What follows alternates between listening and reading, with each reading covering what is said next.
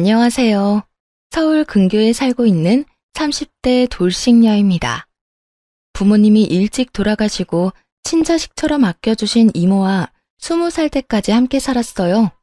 그래도 부모님이 곁에 없다는 공허함은 어쩔 수가 없더라고요. 그래서였을까요? 사랑한다고 세상 누구보다 아껴주겠다는 남편의 말이 더욱 달콤하게 느껴졌죠.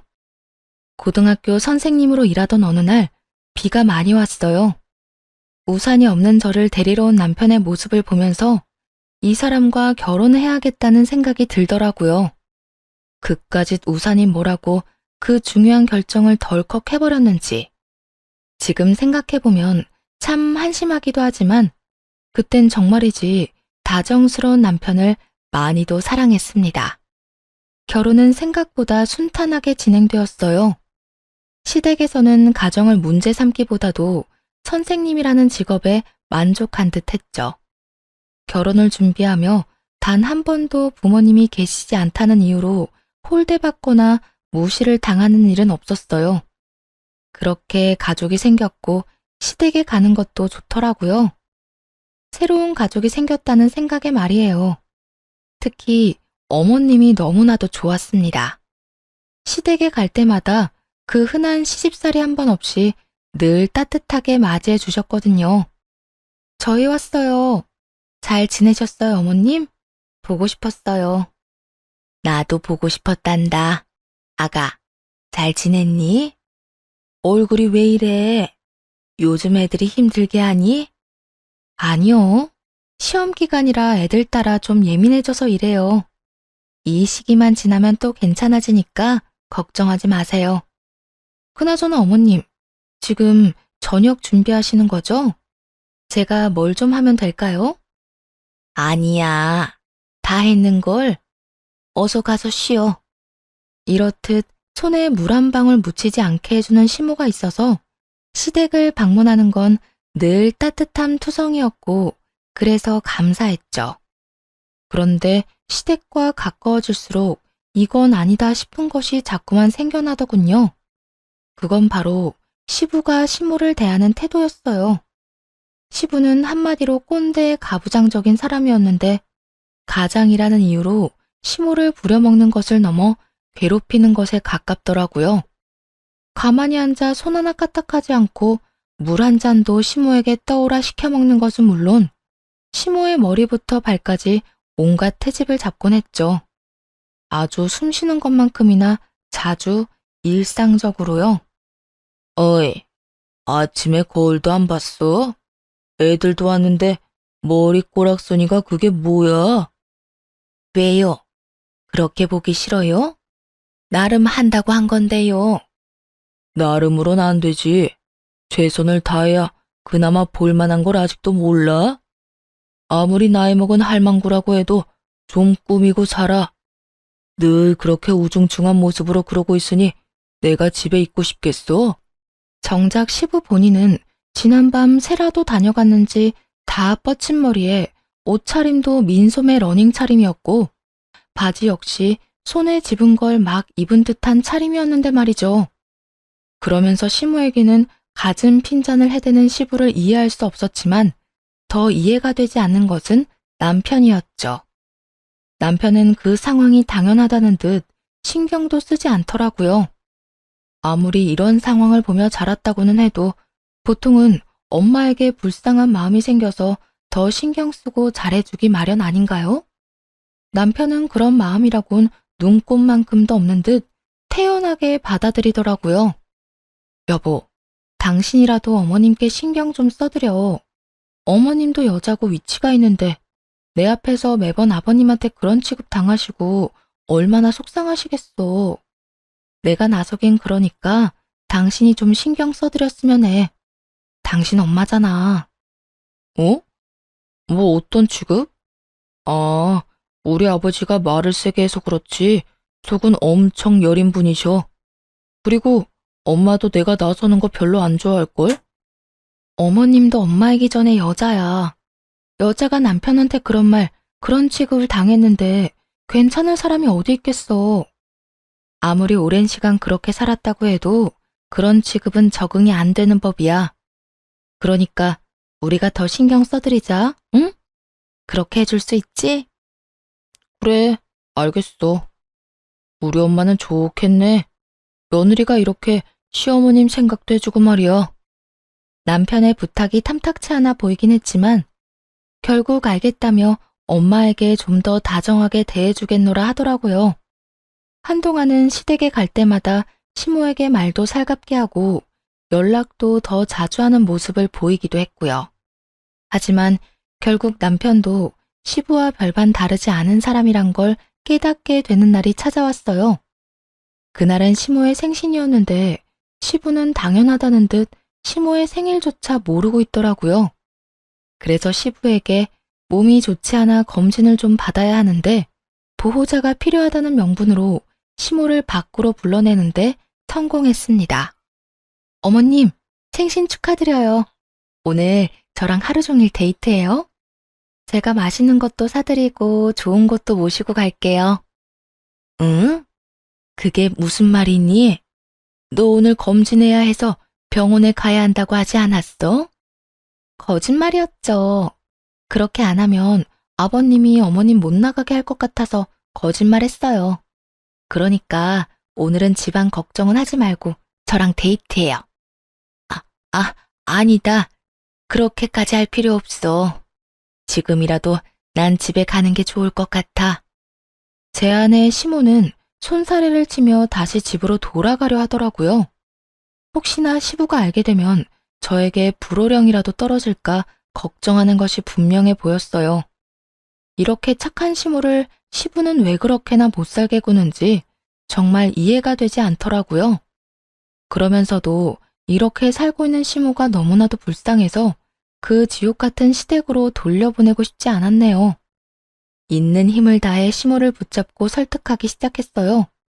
안 돼요. 오늘 어머님이랑 같이 가려고 비싼 돈 주고 식당도 예약하고 영화 예매도 해놓고 마사지 예약도 다 해놓은걸요. 어머님, 지금 가시면 예약금 다 날려야 해요. 아깝지 않으세요? 그렇긴 한데 너한테 미안해서 그렇지. 내 생일이 뭐라고 일도 못하고 돈은 돈대로 쓰고. 에이, 어머님 생신인데 그런 말이 어디 있어요.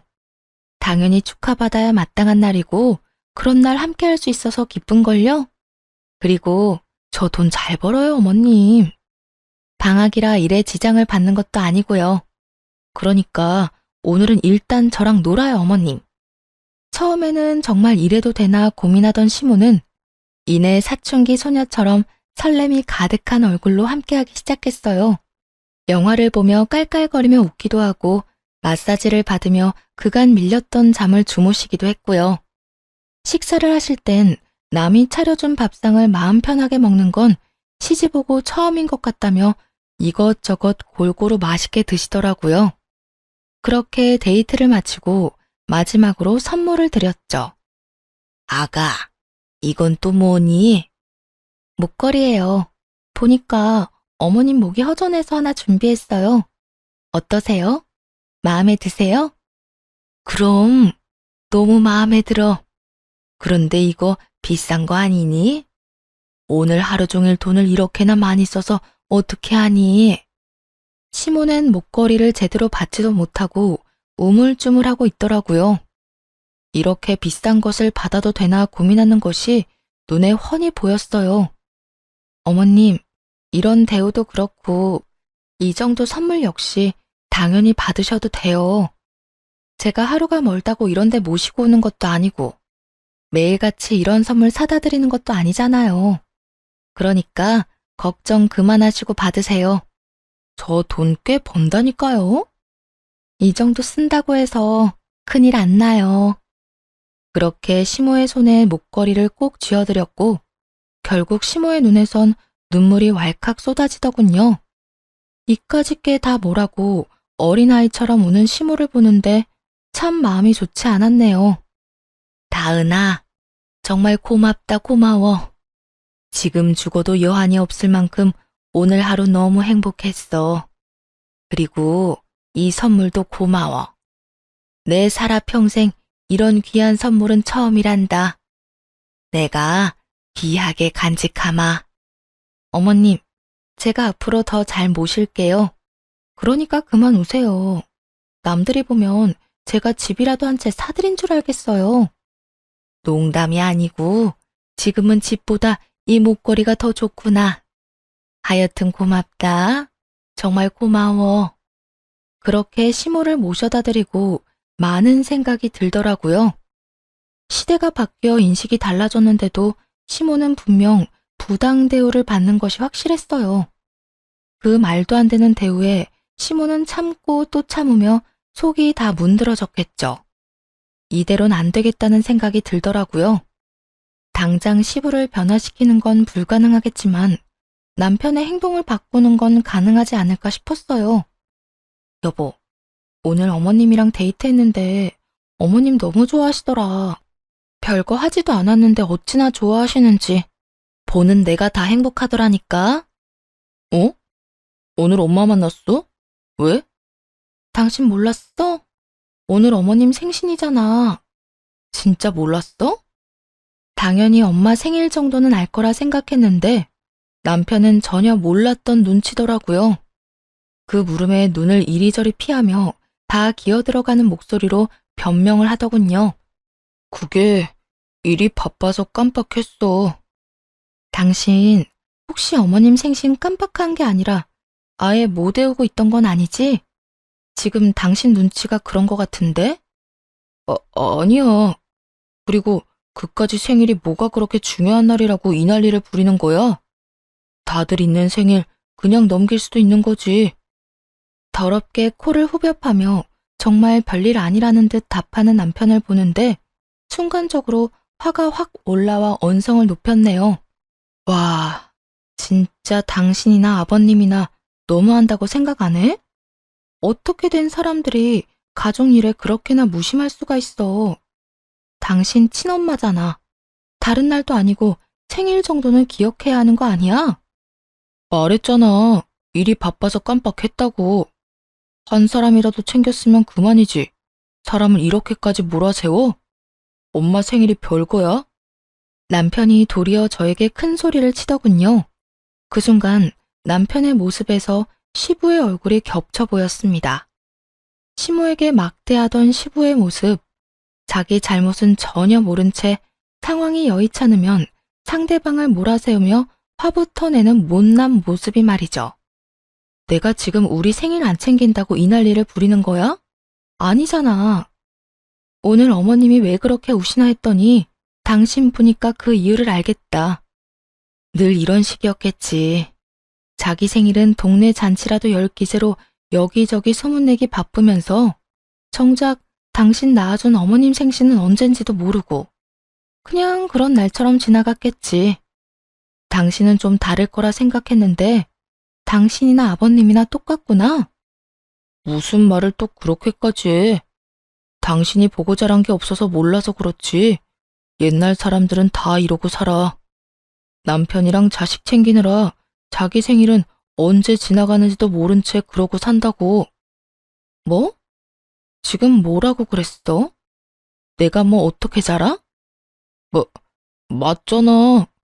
사실 이모님이 당신 키워주시긴 했어도 이모는 이모지. 부모님은 아니잖아. 그래, 뭐 당신 말이 맞긴 한데 그렇게 말하니 새삼 상처가 되네. 그리고 뭘 모르는 건 당신 아니야? 내가 부모님이 돌아가셔 안 계시긴 해도 부모님이 멀쩡히 살아계시는 친구들도 없는 게 아니야. 그 어느 집도 아버님처럼 어머님 무시하는 집안은 보지도 못했고 자식이 부모님 생일을 잊고 지내는 게 평범하다고 하는 집안도 처음 봐 나는. 그렇잖아요. 자식들이 사는 게 바쁘다 보면 부모님 생신을 어쩌다 잊고 지나갈 순 있다고 생각합니다. 먹고 살기 힘든 세상이잖아요. 하지만 그렇다고 해서 잊고 사는 것이 당연한 것은 아니죠. 게다가 아예 기억할 생각조차 없다는 게 더 충격이었어요. 화가 나기도 했고요. 그래도 이 말이 틀렸다고 생각하지는 않았는지 남편은 급하게 말을 바꾸더라고요. 다른 집이 뭐가 그렇게 중요해? 우리는 이렇게 평생을 살아왔어. 그리고 당신은 그런 우리 집에 시집 왔고. 그러니까 앞으로 엄마 일로 입대지 말고 뭘 바꿀 생각도 하지 마. 괜한 일 만들지 말라고. 그러니까 당신 말은 앞으로도 전혀 변할 마음조차 없다는 거네? 변할 이유가 없는데 내가 왜 변해야 해? 그리고 막말로 당신도 시어머니랑 거리 두고 지내면 편하잖아. 시부모님 생신 챙기고 잘 보이려고 노력하고 이런 거 다른 집은 귀찮아서 난리던데 당신은 왜 못해서 이 난리냐고. 당신이 한평생 외롭게 살았던 건 알겠는데 당신이 그렇게 잘한다고 해도 우리 엄마가 당신 엄마가 되진 않아. 그러니까 쓸데없는 짓 그만해. 남편의 말이 틀린 건 아니었지만 아픈 곳을 아무렇지도 않게 콕콕 찔러대는 모습이 참 밉더라고요. 변하려는 의지가 전혀 없는 모습이 실망스럽기도 했고요. 덕분에 내가 오늘 많은 걸 알게 됐네. 내가 시집온 집안이 어떤 집안인지, 그리고 당신 본 모습이 뭔지까지. 그런데 있잖아. 나 한평생 외롭게 살진 않았어. 가끔 공허한 마음이 들었던 건 사실이지만 당신이 생각하는 것처럼 외롭고 불쌍하게 자라진 않았다고. 우리 이모가 충분히 큰 사랑 줬고 이모부가 다른 아빠들보다 더 딸바보처럼 날 대해줬어. 그러니까 앞으로 그딴 말 함부로 하지 마. 나 진짜 기분 나쁘니까. 그래, 그건 내가 실수했어. 그런데 그 전에 한 말은 무슨 뜻인데? 우리 집안이 어떤 집안이고 내 본 모습이 없던데? 정말 몰라서 묻는 건 아니지? 잘 생각해봐. 나보단 당신이 더 잘할 것 같은데? 남편은 찔리긴 했는지 언성을 높이며 화를 내더라고요. 당신, 지금 우리 집이랑 나 돌려가는 거지? 그런 거지? 난 그런 말은 안 했던 것 같은데 찔리는가 봐? 다행이다. 그 정도 양심은 있네. 그러면 혼자 생각 잘해봐. 난 피곤해서 들어가서 좀 쉴 테니까. 그대로 방으로 들어온 후 처음으로 이혼에 대해 진지하게 생각하게 됐습니다. 당장이라도 이혼해버릴까 싶었지만 쉽게 내릴 결정이 아니었기에 진지하게 고민하고 또 고민했죠. 하지만 이런 고민이 헛짓거리가 될 만큼 이혼해야 할 만한 이유들이 자꾸 생겨나더라고요.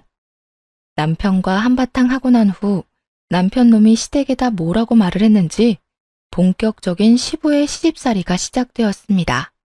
들어보니 네 시어머니한테 너무하다고 내 아들한테 그렇게 뭐라고 했다고 하던데, 그렇게 네 시모가 걱정이면 앞으로 네가 내 수발을 들면 되겠구나. 이 말과 함께 시작된 시집살이는 정말 더럽고 치사하더라고요. 음식 간이 안 맞는다며 반찬 투정을 하는 것을 시작으로 하루가 멀다 하고 연락해서 괜한 트집을 잡기 일쑤였죠. 말문이 막히면 일단 호통부터 치는 것도 물론이었고 갖가지 방법으로 괴롭혔어요.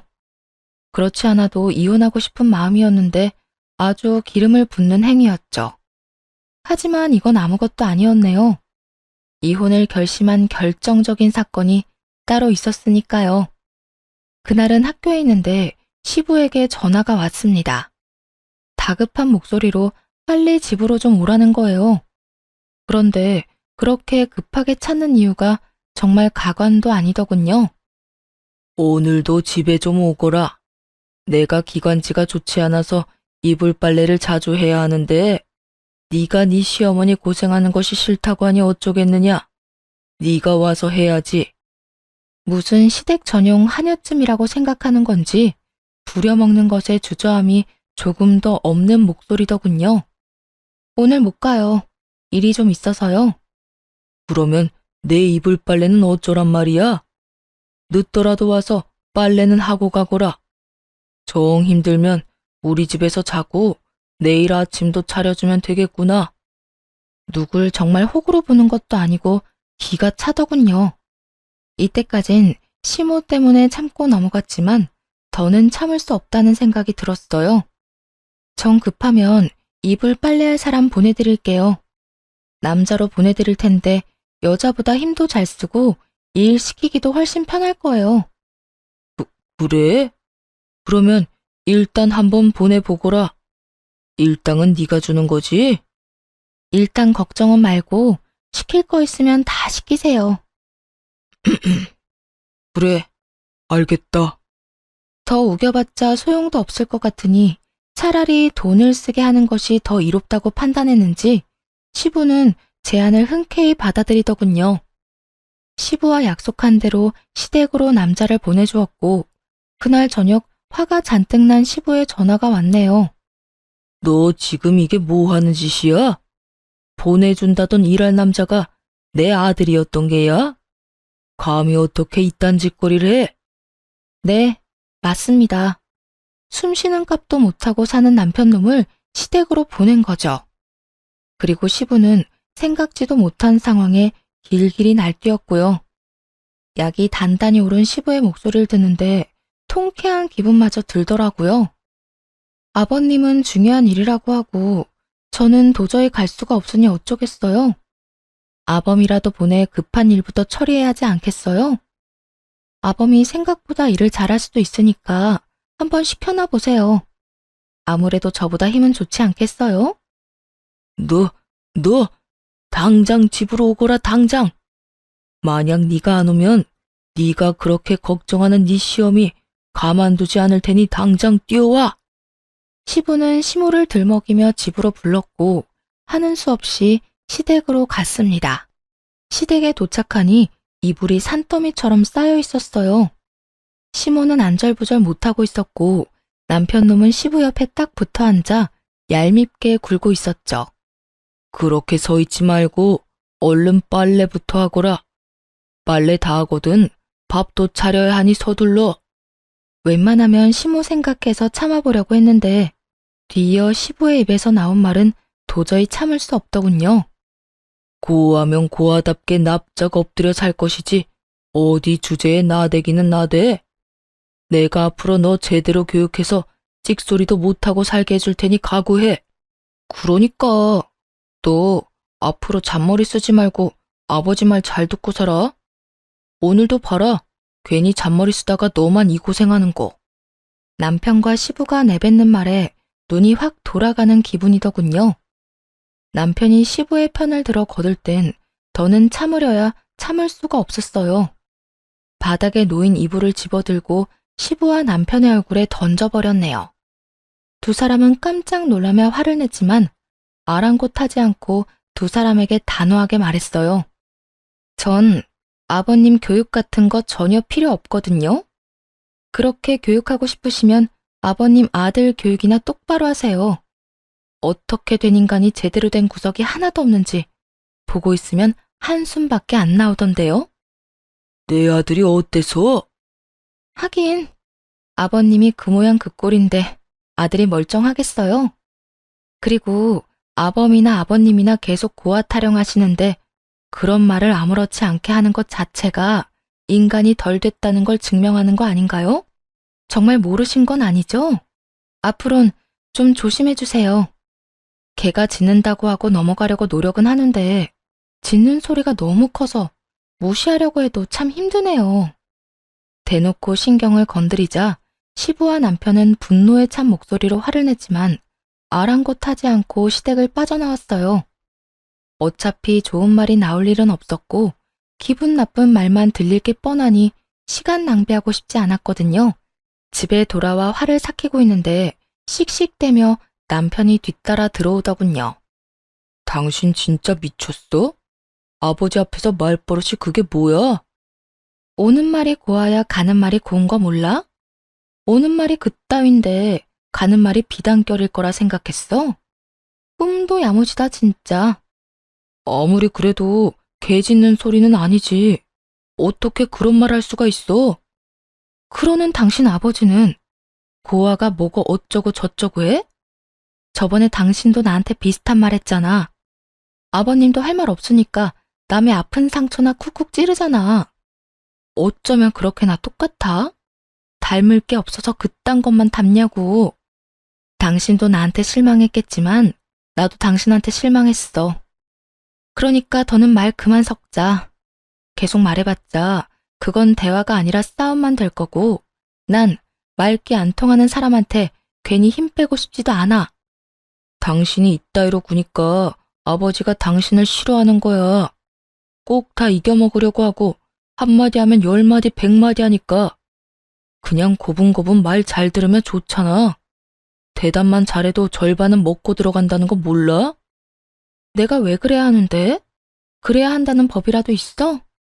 당신이 원하는 와이프가 어떤 사람인지 모르겠지만 난 그런 와이프 될 자신 없어. 그러니까 나한테 바라지도 마. 알겠어? 남편은 더는 말하기 싫다는 듯 한숨을 푹 쉬고 고개를 내젓더니 시부가 전화라는 기쁘기 그지없는 소식을 이야기하기 시작했어요. 내가 너랑 무슨 말을 하겠냐. 이렇게 말이 안 통하는데.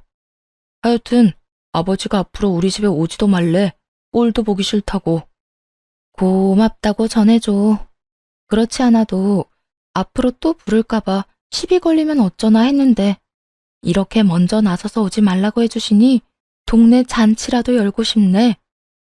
남편은 시댁에 못 가는 게 무슨 벌이라도 되는 양 말했지만 얼마나 멍청한 생각인지 모르겠네요. 저야말로 시댁에 절대로 가고 싶지 않았는데 먼저 오지 말라고 해주시니 진심으로 고마울 따름이었죠. 그 후 남편과의 사이는 파국을 맞았고 이혼을 결심하게 되었어요. 그러는 와중에도 시모가 걱정되더군요.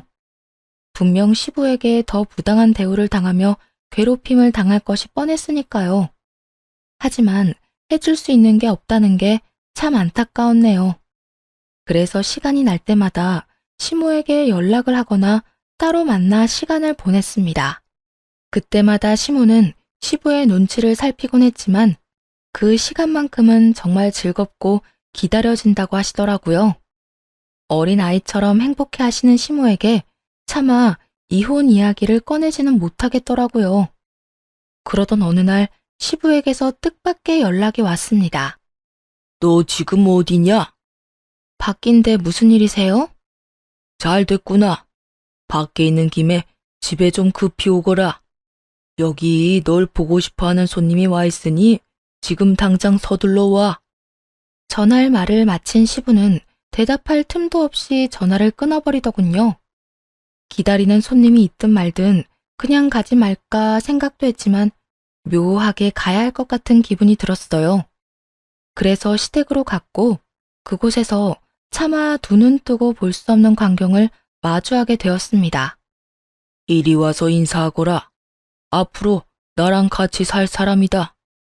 정리하자면 둘째 어머님 정도가 되겠구나. 시모가 두 눈 뜨고 지켜보고 있는 자리에서 다른 여자를 소개하다니 시부의 정신 상태가 의심스러웠어요. 완전히 미쳐버린 게 아니고서야 조선시대도 아닌데 상간녀를 이렇게 당당하게 소개하다뇨?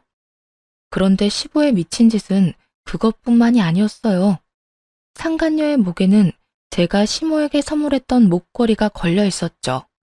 저기요, 그 목걸이 혹시 아버님이 주셨나요? 그런데 왜? 아버님, 이 목걸이 어머님 거잖아요. 시부는 제가 그 목걸이를 선물했다는 사실조차 모르고 얼굴까지 붉히며 발끈했어요. 무슨 소리 하는 거야? 이건 내가 내 돈 주고 사서 선물해 준 거야. 거짓말하지 마세요. 이거 제가 어머님 생신 선물로 드린 건데 그걸 모를 리가요. 똑같은 목걸이일 수도 있지. 왜 생사람을 잡는 거야? 그래요? 제가 사드린 목걸이에는 펜던트 뒤편에 이니셜이 새겨져 있는데 한번 확인해 봐도 될까요? 아니라면 안 보여줄 것도 없잖아요. 상간녀도 진실이 궁금했는지 펜던트 뒤를 확인하더군요. 이내에 진실을 알게 되고도 상간녀는 팔짱을 끼고 이러더라고요. 그래서 지금 그걸 다시 내놓으란 거야, 뭐야? 잘 알고 계시네요. 내놓으세요. 그쪽 거 아니거든요. 그딴 저렴한 목에 걸리라고 몇 날 며칠 고민해서 산 목걸이가 아니라고요. 이 집 며느리가 되바라졌단 이야긴 들었는데 이 정도일 줄은 몰랐네. 이봐요, 며느리. 뭘 몰라서 이렇게 까부나 본데 원래 조강지처보다 첩 시집살이가 더 무서운 법이에요. 앞으로 편하게 시댁살이 하려면 줄 제대로 서요. 이까진 목걸이 하나 가지고 내 기분 상하게 했다가 나중에 울고불고 후회하지나 말고. 여자는 여전히 당당한 태도를 유지하며 겁박하더라고요. 고작 그런 말들로 저를 겁먹일 수 있다고 생각한 게 참 가소로웠지만요. 거기에다 뭐가 그리 자랑스러운지 스스로를 처비라칭하며 말하는 꼴이 웃길 따름이었죠. 후회요? 절대 후회 같은 건 안 할 것 같으니 내놓으세요. 이까지 목걸이 주면 그만인 건데 이거 어쩌지? 며느리가 이따위로 나오니 더 주기 싫은데. 그래요? 그러면 제가 직접 가지고 오면 되죠 뭐. 여전히 당당하게 서 있는 상간녀에게 다가가 목걸이를 잡아 뜯어버렸어요. 상간녀는 악 소리를 내며 목을 감싸지더라고요. 갑작스럽고도 거친 행동에 남편과 시부 그리고 자포자기한 채 바닥만 보던 시모까지 화들짝 놀라더군요. 너 지금 이게 뭐 하는 짓이야? 내 말 못 들었어? 앞으로 네 두 번째 시어머니가 될 사람이라고 했거늘 어떻게 이딴 식으로 구는 게야? 얼른 사과하거라, 얼른! 시부는 고함을 질러대기 시작했고 상간녀는 그런 시부를 말리며 이렇게 말하더라고요. 됐어. 부모도 없이 자란 것이 다 그렇지 뭐. 그 말이 끝나자마자 그대로 상간녀의 머리채를 잡고 있는 힘껏 휘둘렀네요. 주변의 만류에도 놓지 않고 머리카락을 한 움큼 뽑아버렸죠. 너 진짜 미쳤어. 오빠, 머리카락 빠진 것 좀 봐. 쟤 진짜 미친 거 아니야? 너 진짜 이게 뭐 하는 짓이야? 네가 방금 무슨 짓을 한지 알고나 있는 게야? 시부는 삿대질을 하며 화를 내기 시작했고 그런 시부의 옆에서 상간녀는 얄밉게도 시부를 부추기더군요. 네, 잘 알고 있어요. 얼굴에 철판 깐 첩, 정신교육 좀 시켜줬잖아요. 아줌마, 정신 차려요. 어디서 첩 주제에 조광지처 앞에서 고개 빳빳이 쳐들고 할 말 못할 말 다 짓거리고 있어요? 못하는 말 없이 내뱉던 상간녀도 무서웠는지 입을 꾹 다물고 가만히 있더라고요. 그 상황에도 남편놈은 시부의 눈치를 보기 바빴고요. 오히려 저를 향해 언성을 높였으니까요. 여보, 진짜 미쳤어? 이게 뭐 하는 짓이야? 얼른 작은 어머님한테 사과해. 무릎 꿇고 빌란 말이야. 너 진짜 미쳤구나. 야, 정신 차려. 내가 어머님 친딸이 아니라 네가 친아들이라고. 하긴 엄마 생신도 언제인지 모르는 놈이 어련하겠니? 너한테 다른 건 바라지도 않으니까 그냥 그 입이나 좀 다물고 있어. 뭐? 너 진짜 말 다 했냐? 너 자꾸 이런 식으로 막 나오면 나 너랑 이혼하는 수밖에 없다고. 너 나랑 정말 이혼이라도 해야 정신 차릴 거야? 네가 이혼하자고 하면 내가 겁이라도 낼까 봐? 착각하는가 본데 그렇지 않아도 너랑 이혼하려고 준비하고 있었거든? 그러니까 너도 고민하지 말고 이혼할 준비나 해. 당신 홧김에 지금 이혼 들먹이나 본데 이래봤자 당신한테 이로울 게 하나도 없다는 거 몰라? 그냥 지금이라도 무릎 꿇고 빌어. 그러면 아버지랑 작은 어머님도 다 용서해 줄 거니까 말이야. 말귀 못 알아듣니? 나 이혼할 거라니까. 헛소리 그만하고 이혼 준비나 해. 남편은 이런 상황은 예상하지도 못했다는 듯 당황한 기색이 역력하더라고요. 자신이 한 짓거리와 시부가 한 짓거리가 있는데도 제가 참고 살 거라 믿어 의심치 않는 남편의 꼴이 기가 차기도 하고 웃기기도 했어요. 그 자리에서 시모에게로 다가가 손을 잡고 시댁을 나와버렸습니다. 순순히 따라 나오시는 걸 보니 갈 곳이 마땅히 없어 자리를 지키고 있으신 모양이더라고요. 무엇보다 마음이 아프고 화가 났던 건 모든 걸 체념한 듯한 시모의 표정이었어요. 집을 나가봤자 마땅히 지낼 곳도 없고 한평생 주부로 살았으니 따로 모아둔 돈도 마땅치 않은 상황이었죠. 시모의 상황을 누구보다 잘 알고 있던 시부는 그걸 이용해 저리도 당당하게 굴었던 것이고요. 집으로 시모를 모시고 온 저는 시모에게 이혼을 권했어요. 이런 꼴까지 봤는데 오갈 데가 없어서 능력이 되지 않아서 이혼을 하지 않는다는 건 정말 말도 안 되는 것이라 생각했으니까요. 어머님, 저 이혼할 거예요. 어머님도 이혼 생각해 보시는 건 어때요? 내가? 사실 이혼이야 하루에도 몇 번씩 생각해. 그런데 내 처지에 이혼까지 하면 어딜 가서 먹고 자고 하겠니? 내가 능력이 있는 것도 아니고 모아둔 돈이 많은 것도 아닌데 말이다. 거기에 이제 나이도 있어서 식당 일도 못해. 받아주지도 않을 거야. 역시나 시모가 하고 있는 걱정은 예상과 같았죠. 시모의 손을 붙잡고 이혼 후에도 행복할 수 있는 미래를 알려드렸네요. 어머님, 요즘 세상이 많이 좋아졌어요.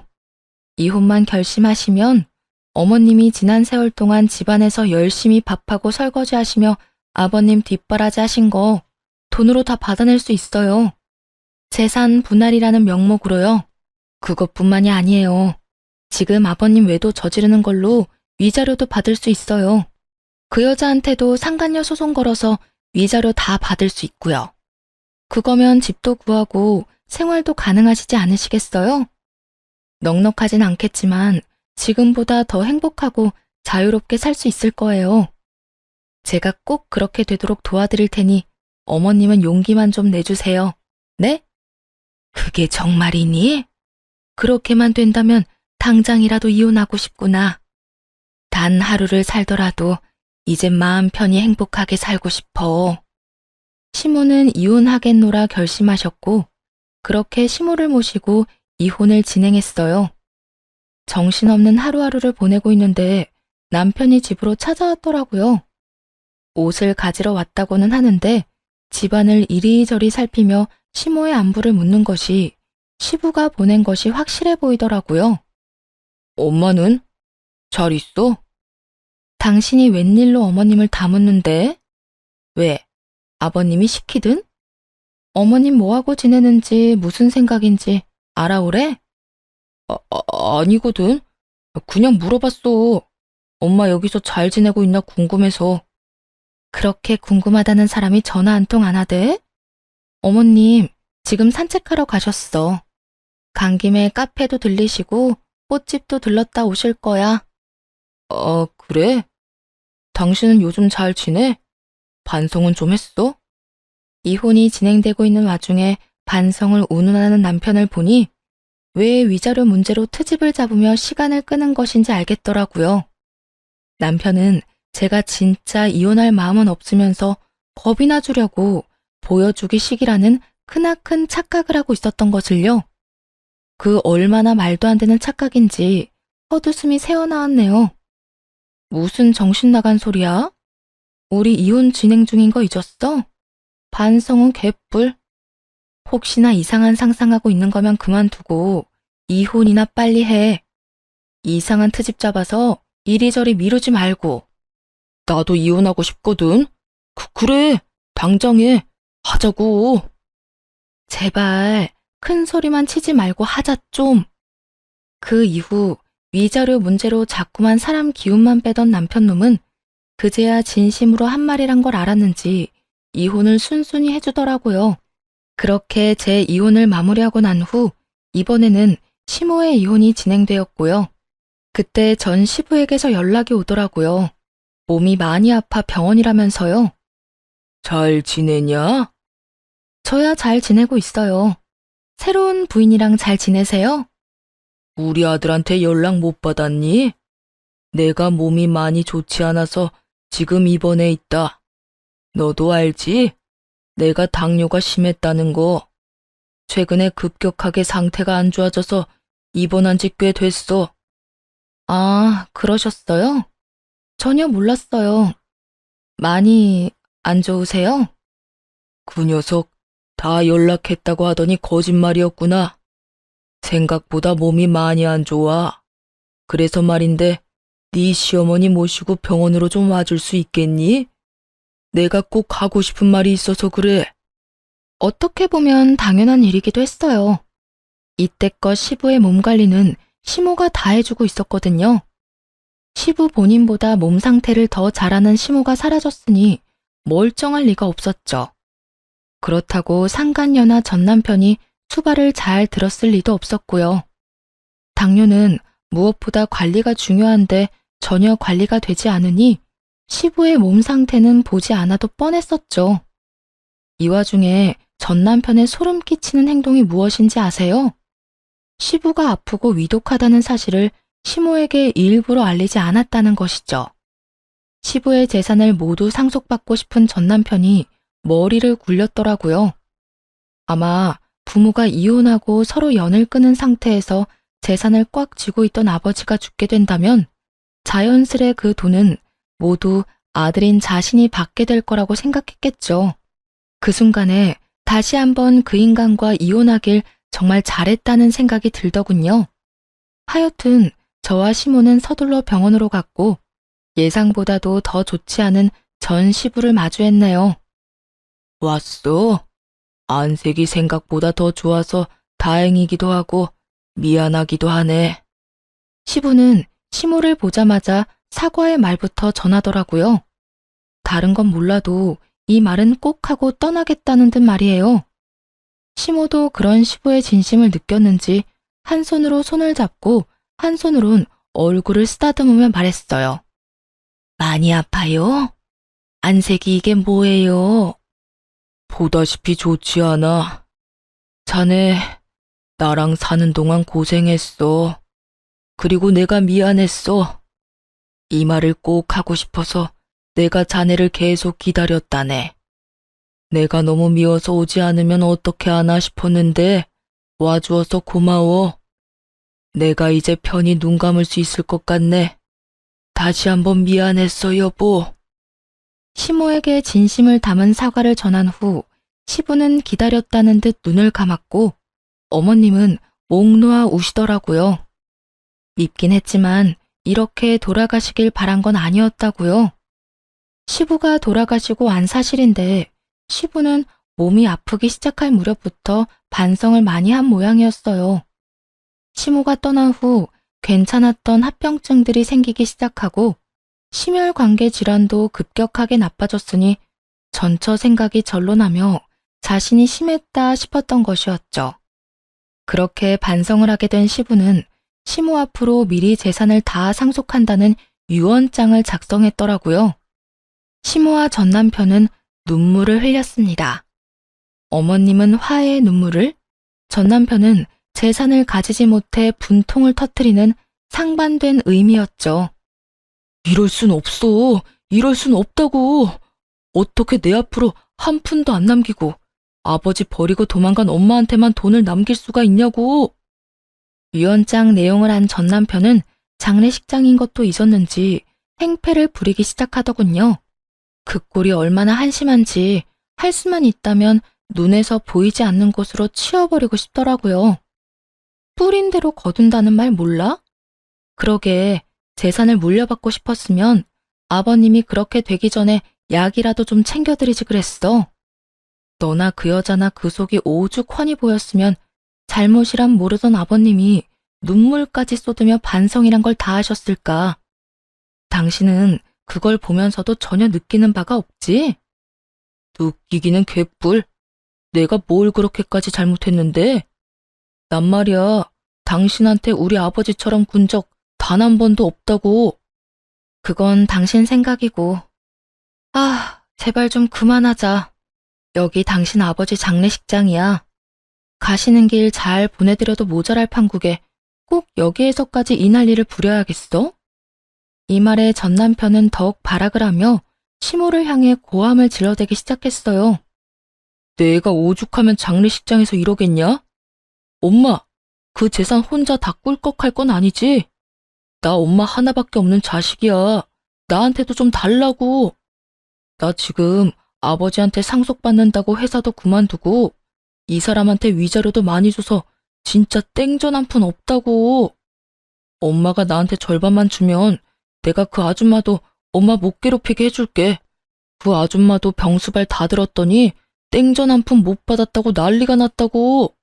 낙동강 오리알 신세가 되어버린 전 남편과 상간녀는 그야말로 약이 단단히 오른 상태더라고요.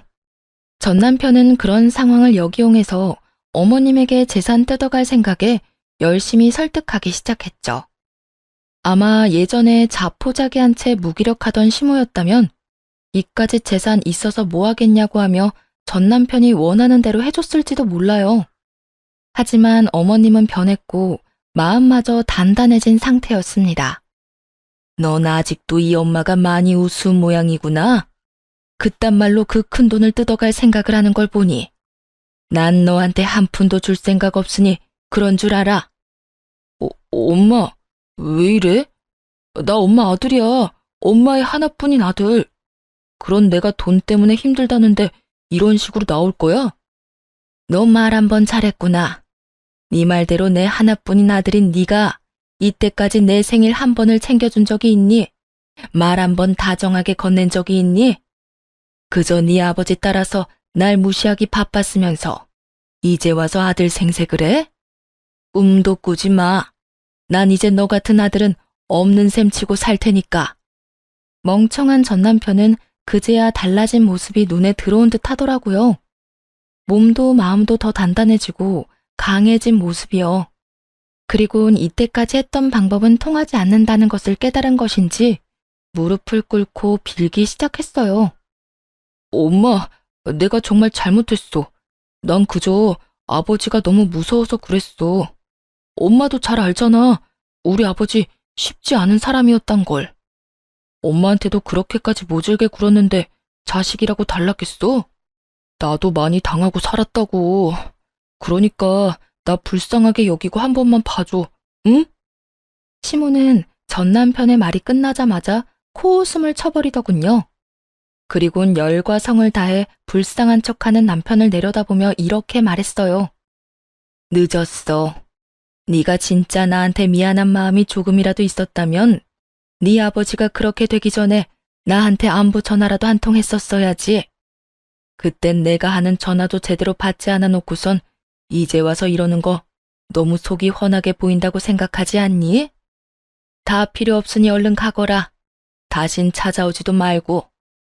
시모는 전 남편을 장례식장에서 내쫓아버렸고 장례가 끝나자마자 연락처도 차단을 해버리고 집도 옮겨버려 더는 마주할 일이 없었어요.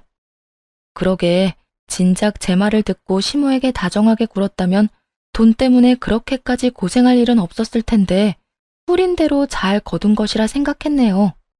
모든 상황이 정리되고 난 후 저에겐 엄마가 생겼습니다.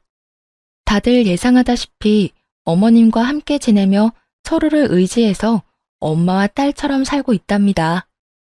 사실 전화를 차단한 후로도 여러 방법으로 전 남편에게 연락이 오곤 했어요. 하지만 엄마는 전혀 받아줄 생각이 없다고 하더라고요. 워낙 엄마에게 지은 죄가 많으니 당연한 결과이기도 했죠. 그러면서도 엄마는 저에게 이런 말씀을 하시더라고요. 딸, 비록 널 내가 품고 낳지 못했어도 네가 내가 살던 집에 처음 와서 내 손을 따뜻하게 잡아주던 그 순간부터 난 너를 내 친딸이라 생각하며 지냈었어. 그리고 다시 한번 내 생일날 행복하게 만들어줘서 고마웠어. 앞으로 내가 이 엄마가 네 앞날의 행복만이 가득하게 노력할게. 우리 함께 행복하게 살자. 이날 엄마의 말을 듣는데 저 역시 엄마를 행복하게 해드리겠다고 다짐하고 또 다짐했네요. 요즘엔 엄마와 이모는 함께 영어 학원에 다니고 계세요.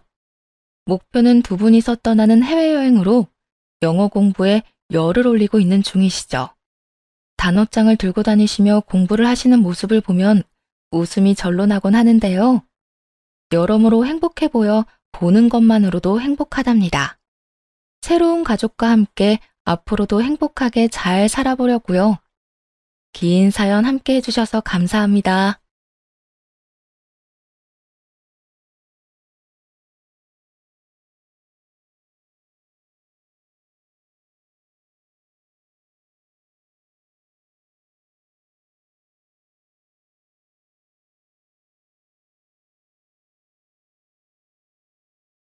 안녕하세요.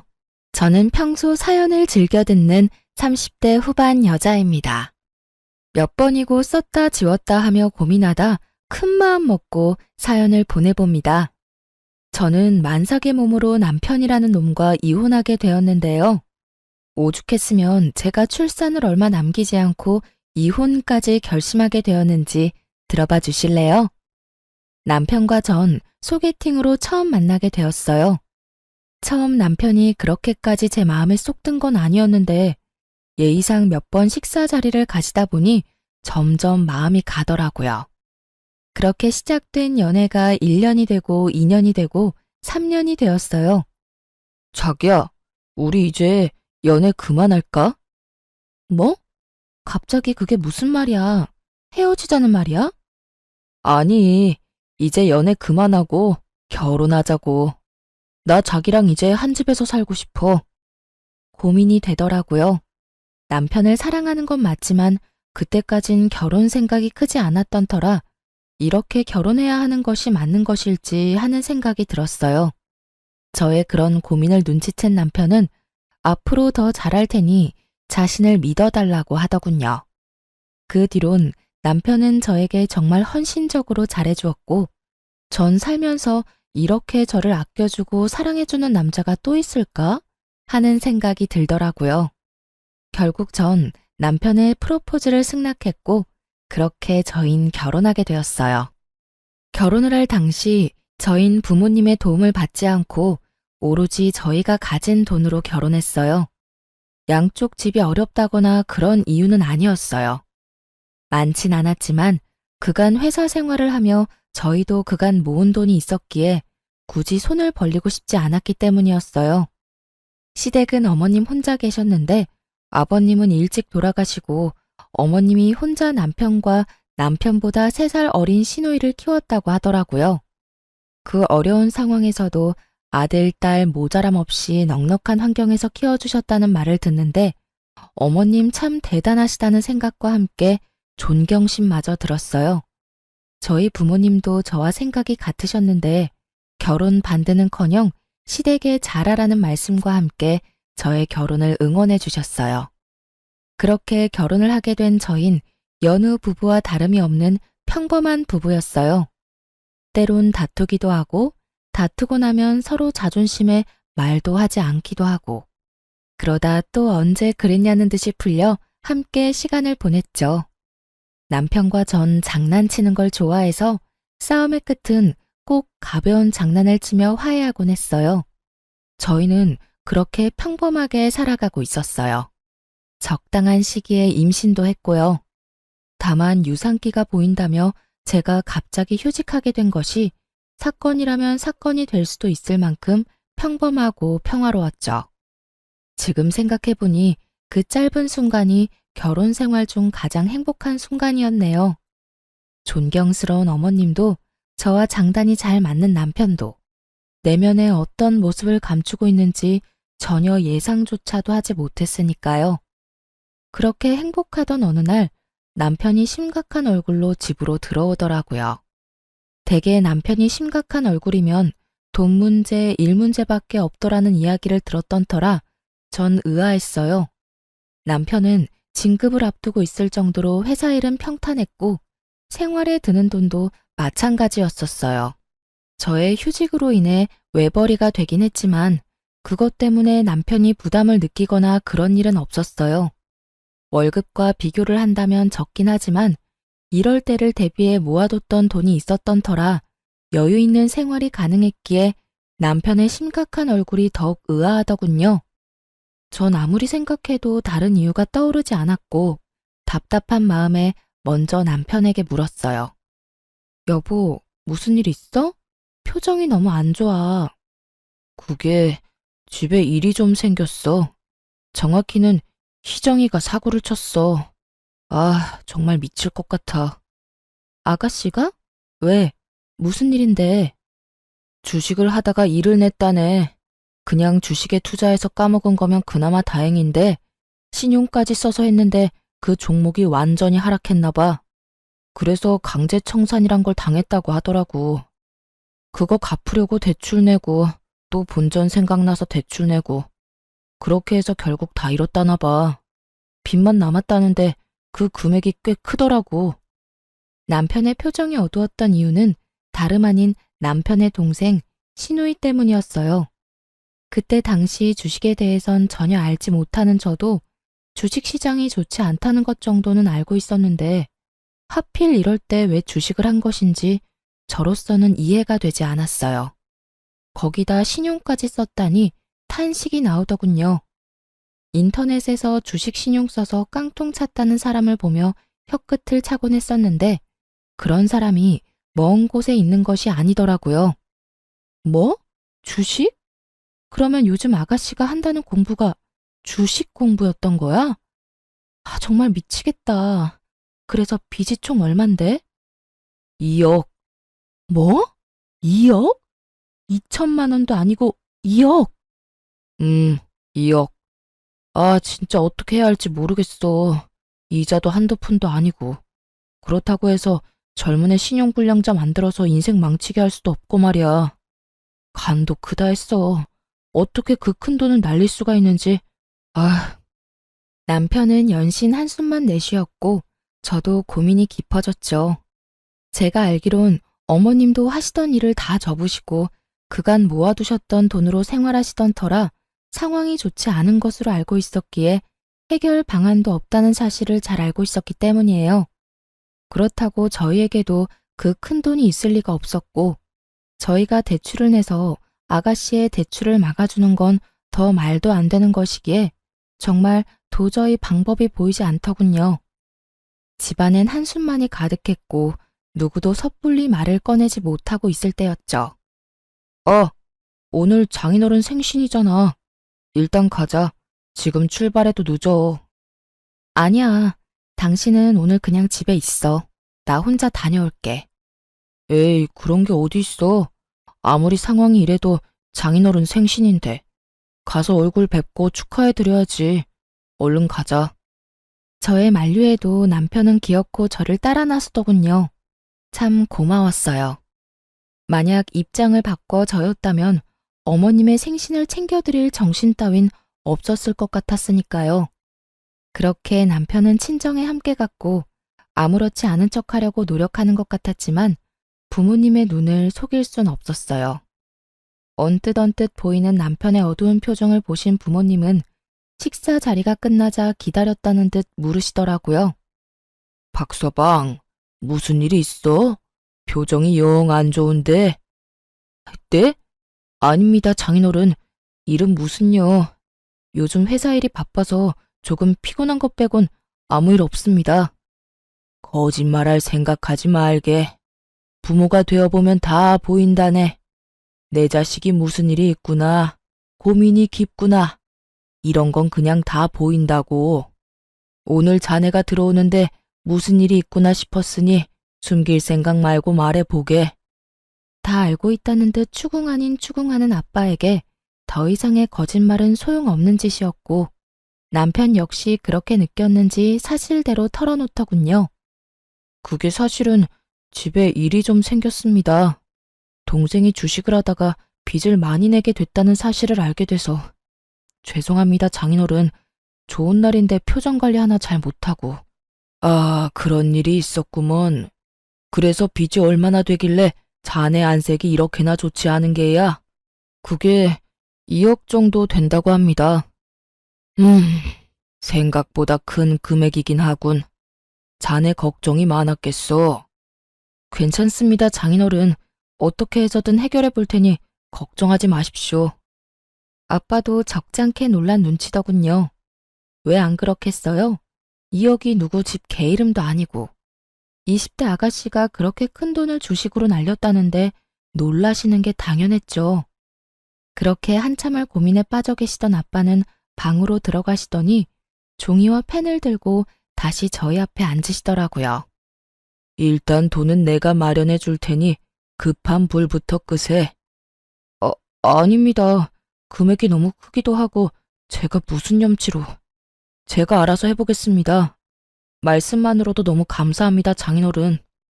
자네 말대로 그 큰 금액을 자네가 무슨 수로 마련한단 말인가? 이럴 땐 그냥 감사합니다 하고 받는 걸세. 염치가 밥 먹여준다나? 돈이라도 만들어준다나? 그런 건 일단 급한 불부터 끄고 생각하는 걸세. 그리고 그냥 준다는 거 아니네. 여기 이 종이에 차용증 쓰게. 달마다 조금씩 갚아 나가게. 그게 그래도 제가 염치가 너무 없습니다. 얼른 적게. 늙으니 팔 떨어지겠네. 장인어른, 너무 감사합니다. 정말 감사합니다. 정말 이 은혜 잊지 않겠습니다. 마음고생이 심했는지 남편은 울더라고요. 이건 아니라는 생각도 들긴 했지만 차용증도 이미 썼고 재빠른 아빠가 이미 입금도 완료했던 상황이었기에 제가 나서서 뭘 어떻게 할 수 없는 상황이더군요. 상황도 그랬지만 재차 감사하다며 우는 남편을 보니 안쓰럽기도 해 괜히 입대지 말고 남편을 믿어보기로 했어요. 남편은 제 걱정과는 달리 성실히 변제를 해나가더군요. 저에게도 더 잘해주고요. 주말엔 꼭 저를 데리고 친정으로 가 시간을 보내주고 임산부의 특권인 새벽에 뜬금없는 음식 찾기도 마음껏 누리게 해주었어요. 여보, 왜 그러고 있어? 그게 나 냉면이 너무 먹고 싶어. 그 냉면 안에 들어있는 무절임 김치를 너무 먹고 싶어. 그거에 갈비 싸 먹으면 너무 맛있을 것 같아. 어이구, 그런 거면 진작 날 깨웠어야지. 당신 내일 출근도 해야 하는데 어떻게 깨워? 그래도 깨워. 괜찮아. 임신했을 때 먹고 싶은 거 못 먹으면 미운아가 나온다고 그러더라. 그러니까 먹고 싶은 거 있으면 내가 밤 꼴딱 새우고 겨우 눈 붙인 상황이라도 무조건 깨워. 알겠지? 고마워. 그러면서 밝게 웃는 얼굴로 냉면과 갈비를 구하러 나가는 남편의 뒷모습을 보는데 눈물이 다 날 정도로 참 행복하더군요. 마음 편히 잘 먹고 잘 지낸 덕에 아기는 저의 뱃속에서 무럭무럭 잘 자라주었고 안정기를 지나 만삭이 되었어요. 그렇게 5개월이 지났고 전 출산을 앞두고 있었습니다.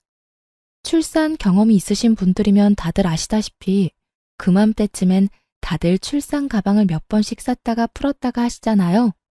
저도 마찬가지였어요. 여기저기 검색을 해보고 필요하다 싶은 물건을 고르고 골라 가방을 싸고 있었죠. 현관문 열리는 소리에 시계를 보니 벌써 남편 퇴근 시간이 되었더라고요. 저는 아차 하는 마음에 현관으로 달려나가 남편을 맞이했고 저를 바라보는 남편의 얼굴은 어두웠어요. 전 불안했어요. 남편의 표정이. 딱 아가씨가 돈 사고를 쳤을 때와 똑같았기 때문이었죠. 전 불안감을 애써 감추며 남편에게 물었어요. 여보, 또 무슨 일 있는 거지? 아, 정말 미치겠다. 긴 한숨을 내쉬던 남편은 아무런 기력도 남아있지 않는 듯 소파에 기어가듯 걸어가 몸을 기대더군요. 이거 진짜 큰일이구나 싶더군요. 심상치 않은 일이 또 일어났음을 직감적으로 느낄 수가 있었어요. 전 남편의 입으로 나올 말이 겁이 나 차마 아무 말도 하지 못하고 있었고 상황이 답답한지 남편이 먼저 입을 떼더라고요. 아, 희정이가 이번엔 비트코인을 했대. 주식도 중독성이 강하다고 하더니 결국 또 사고를 쳤어. 애초에 그 2억을 해주면 안 되는 거였나 봐. 한번 갚아줬더니 애가 그래도 된다고 생각하는 걸까? 아님 돈이 돈 같지 않게 느껴지는 걸까? 아, 내 핏줄이지만 이해가 안 된다 정말. 기가 막히더군요.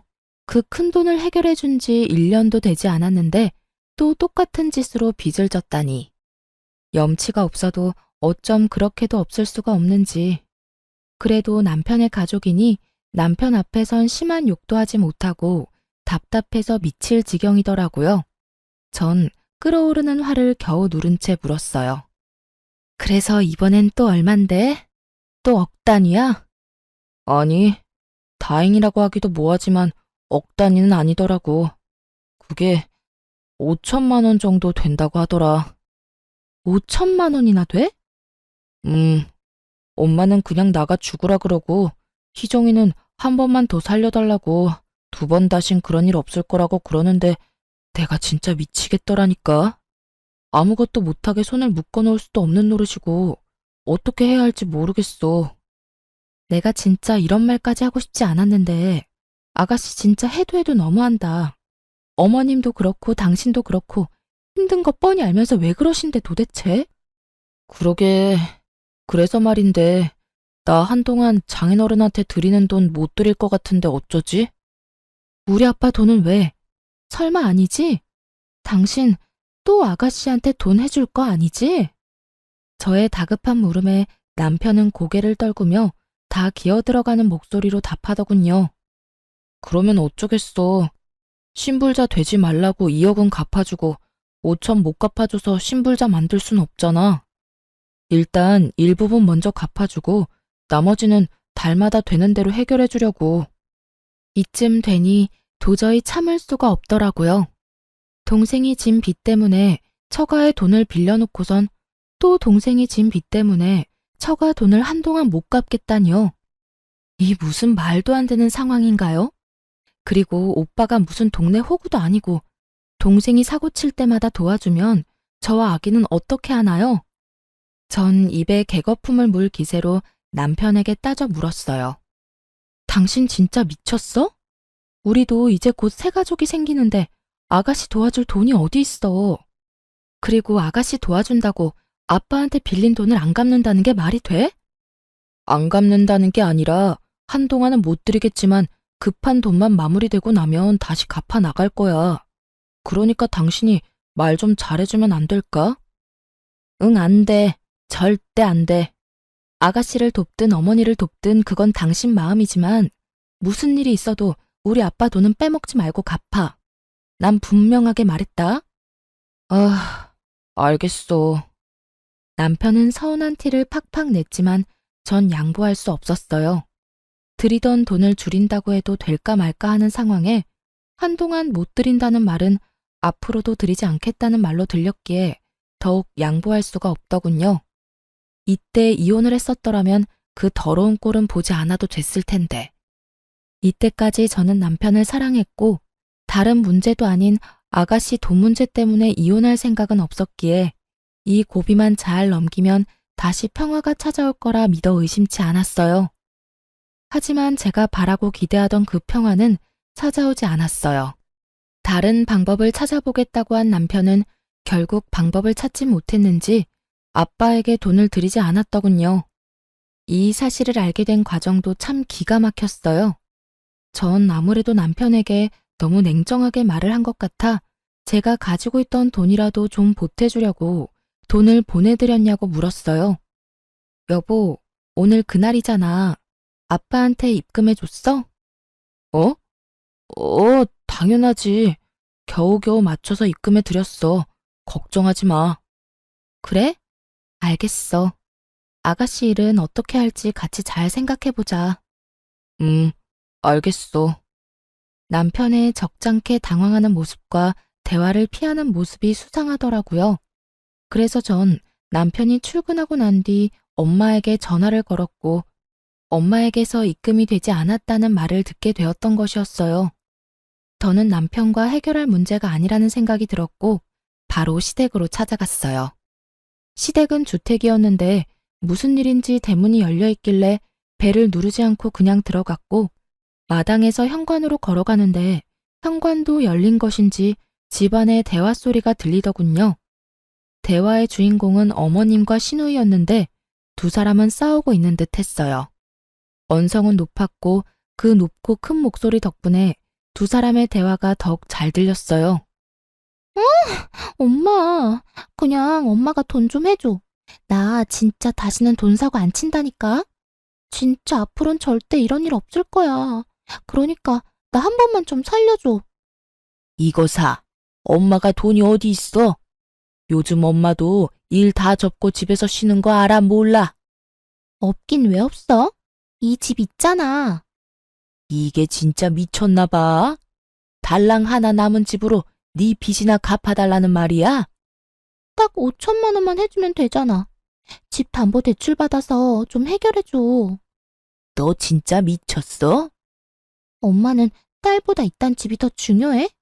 나 진짜 이러다 신용불량자 된다고.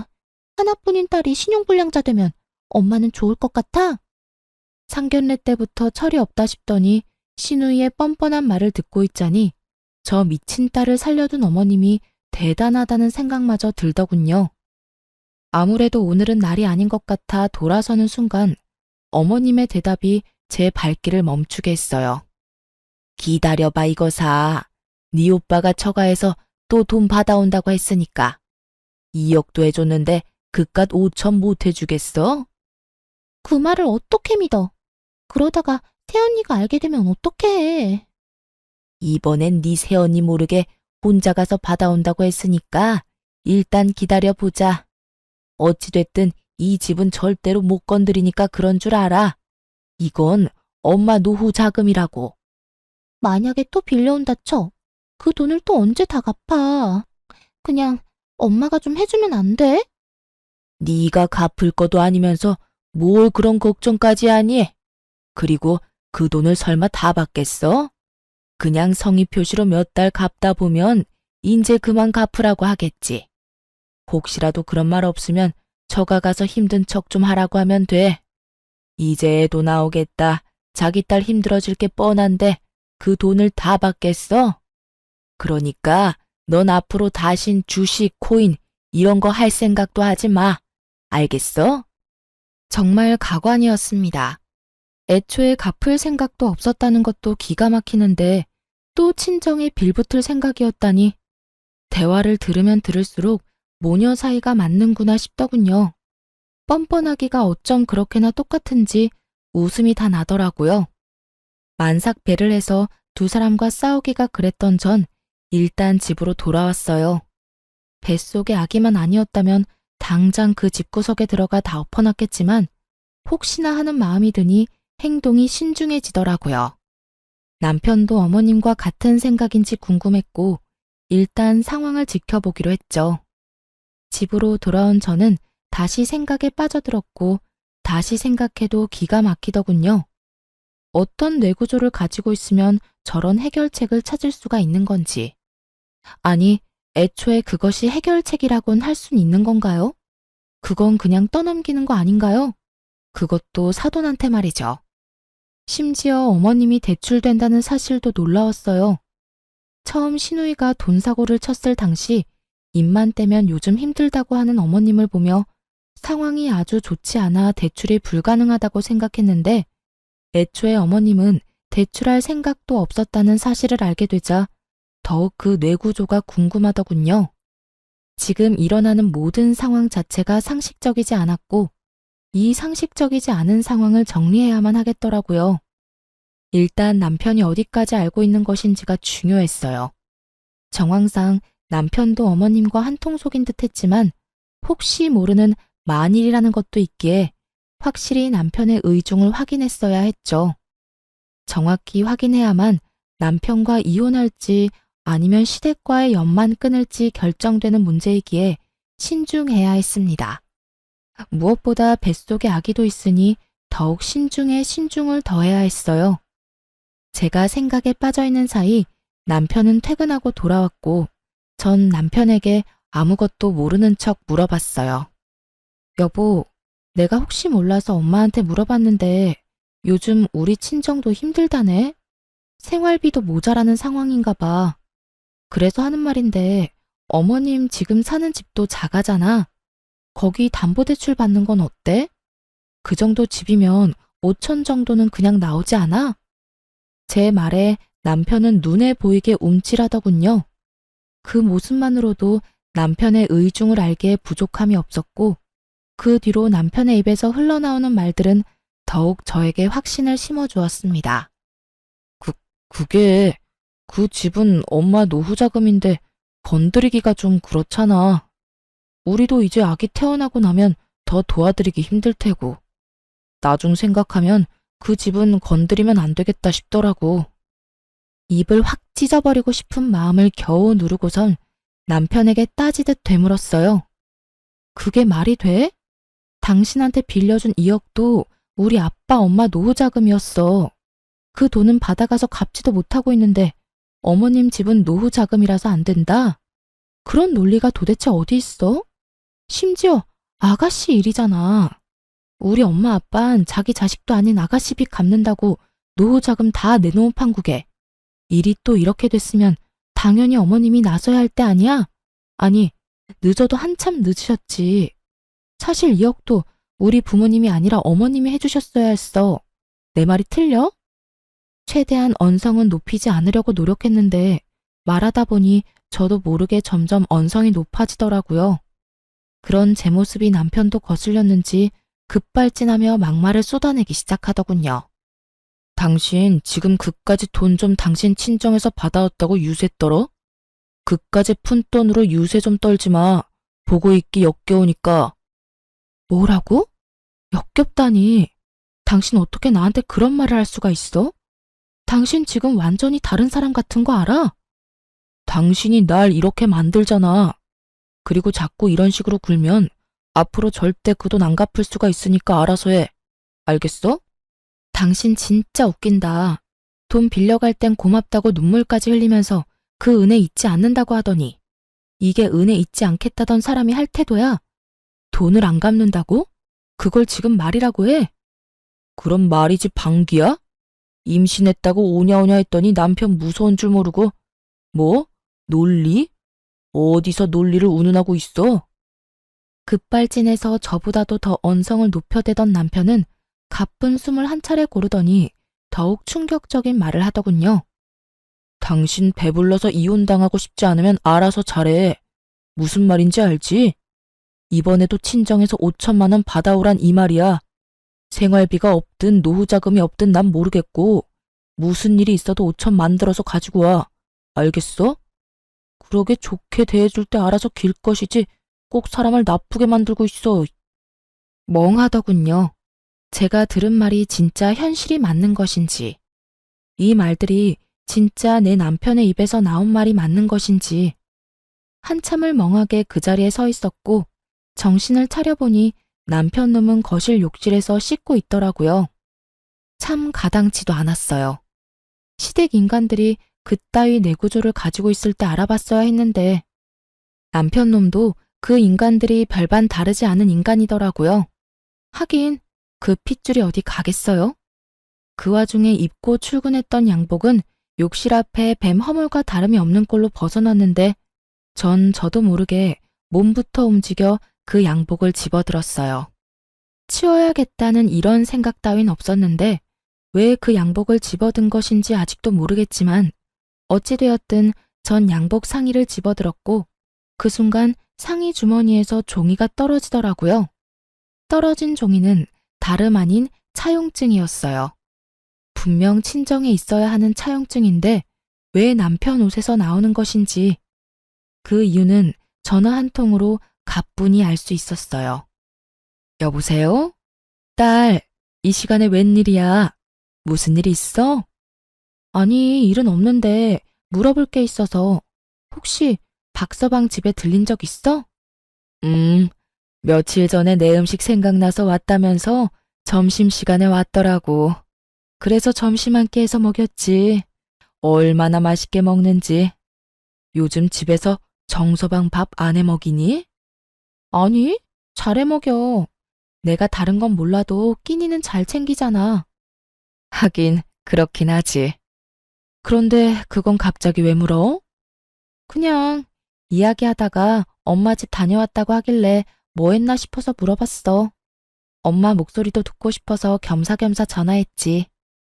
모든 것이 확실해졌어요. 남편 놈은 엄마가 혼자 있는 시간을 노리고 친정에 가서 차용증을 몰래 가지고 나온 것이었어요. 그리곤 그렇게 생각했겠죠.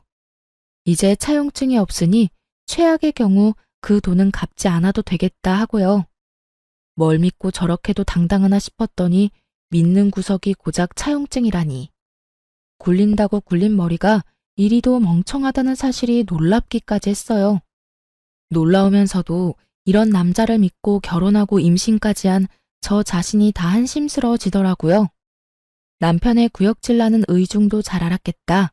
전 더는 망설일 필요가 없었어요. 남편은 제가 만삭이고 곧 아기도 태어날 것이니 아기를 생각해 이혼은 할 수 없어 돈은 마련해 오겠지 하고 생각한 모양인데 절 몰라도 한참 몰랐네요. 전 태어날 아기를 위해서도 이 인간 같지도 않은 기생충 같은 놈과 살 생각이 전혀 없었어요. 그렇게 전 이혼을 위한 준비를 차곡차곡 해나갔습니다. 이혼 전문 변호사를 만나 상담도 하고 부모님께 이혼할 것이라는 말씀도 드렸어요. 처음에는 많이 놀라셨지만 충분히 상황을 설명해드리니 두 분 다 하루라도 빨리 이혼하라고 해주시며 아기는 걱정하지 말라는 말씀까지 해주시더라고요. 그렇게 모든 준비를 마친 전 남편 퇴근 시간에 맞춰 부모님께 집으로 와달라고 부탁을 드렸어요. 제가 모르는 남편의 또 다른 거친 모습이 있을 수도 있기에 혹시나 하는 마음으로 부탁을 드린 것이었죠. 부모님은 흔쾌히 집으로 오셨고 전 안방에서 조금만 계셔달라고 부탁을 드렸어요. 아빠가 화가 많이 난 상태였는데 제가 일단 조금만 기다려달라고 하니 애써 화를 누르셨어요. 그렇게 모든 준비는 끝났고 이제 남편 놈만 기다렸죠. 30분쯤 지났을까요? 아무것도 모르는 남편이 집으로 들어오더라고요.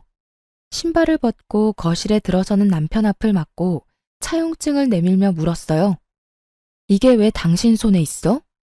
또 무얼 가지고 시비질이냐는 듯 잔뜩 찌푸린 남편의 표정은 순식간에 아연실색이 되더군요. 당신이 이걸 어떻게 이리 내놓지 못해? 말까지 더듬으며 당황하던 남편은 저에게서 차용증을 뺏어가더니 제가 보는 앞에서 찢어버리더라고요. 그 모습이 얼마나 천박한지 그 순간 내가 이런 남자를 왜 사랑했나 싶었어요. A4 용지의 차용증을 손톱 크기로 찢어버린 남편은 저에게 화를 내기 시작했습니다. 그야말로 아무 말 대잔치를 하는 남편을 보는데 정말 뻔뻔하기가 그지없더라고요. 내 옷 뒤졌어? 너 이거 범죄야. 너 이거 도둑질이라고 이 도둑년아. 지금 나보고 도둑년이라고 했어? 애초에 이게 네 손에 있는 것 자체가 이상한 일 아니야? 그래서 뭐 어쩌자고. 네가 뭘 알았든 니까짓게 할 수 있는 거라도 있어? 할 수 있는 거? 있지. 할 수 있는 게 한두 가지가 아닌데 그중 제일 급한 게 이거인 것 같네. 우리 이혼하자. 저의 이혼 통보에 남편은 가소롭다는 듯 저를 보며 비웃더라고요. 그런 남편을 보며 저 역시 비웃어 주었어요. 웃어? 지금 네가 웃을 때야? 잘 생각해, 이 멍청한 여자야. 네가 지금 네가 어떤 상황인지 잘 모르는 것 같은데 너 조금 있으면 출산해. 곧 내 자식을 낳아야 한다고. 그럼 어떻게 해야겠어? 어떻게 하긴 너 같은 놈이랑 이혼하고 혼자 순산하면 되지. 아니지. 지금 나랑 이혼하면 너만 손해야. 알겠어? 너 애 혼자 키울 자신 있어? 난 미리 말하는데 우리 이혼하면 애 키울 생각 없어. 그러니까 꼴에 자존심 부린다고 후회할 짓 하지 말고 내가 저번에 말했듯이 친정 가서 돈이나 받아와. 깔끔하게 5천만 원만 받아오면 내가 다 용서하고 너랑 다시 살아줄게. 물론 애한테 잘할 거야. 아무렴 내 핏줄인데 잘해야지. 남편의 말을 듣고 있는데 이놈의 따귀를 때려줘야 하나 머리채를 잡아야 하나 정말 오만 생각이 다 들더군요. 뱃속에 아기도 잊은 채 저놈을 어떻게 뜯어놔야 제 분이 풀릴까 하는 고민에 빠진 그때 제가 준비한 무대에 또 다른 주인공이 집으로 들어오더라고요. 그건 바로 어머님이었어요. 사연에 나오는 대부분의 시모가 그러하듯 어머님 역시 벨 따윈 누르지 않고 당당히 비밀번호를 누르고 들어오시더군요.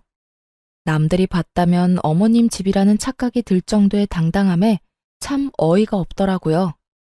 넌 임신한 게 유세구나. 이 시간에 어른을 오라가라. 말 한마디로 움직이게나 하고 말이다. 그래, 네 말대로 네 남편 퇴근 시간 맞춰서 내가 왔다. 무슨 할 말씩이나 있어서 이 시간에 오라고 한 게야? 어머님은 어른인 자신을 저희 집으로 오라고 한 것에 불만이 큰 듯 저를 매섭게 쏘아보며 말하더군요. 전 그런 어머님의 눈을 피하지 않고 대답해 드렸어요. 저 이 사람이랑 이혼하려고요. 이혼? 너 어디 아프니?